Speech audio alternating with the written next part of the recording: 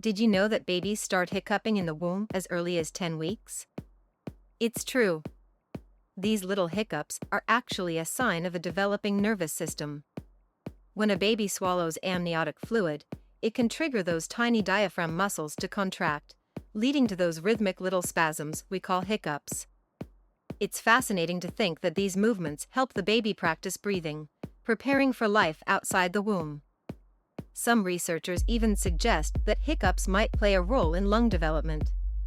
So, while it might seem odd, those little hiccups are a normal part of fetal development, giving us a glimpse into the baby's world before they arrive. Isn't nature incredible?